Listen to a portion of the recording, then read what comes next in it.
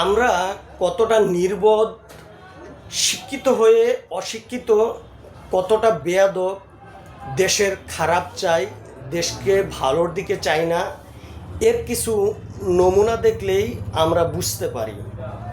আমরা গ্যাস বিদ্যুতের দাবি করছি, কিন্তু আমাদের পিছনে বৈদ্যুতিক ফ্যানগুলো ঠিকই চলছে, আর আমরা মুখে বলছি এক কথা, করছি আরেকটা।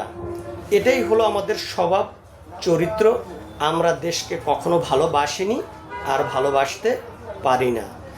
ভিডিওটি ভালো লাগলে কমেন্টে জানিয়ে যাবেন কেন কথাগুলো বললাম। বাহ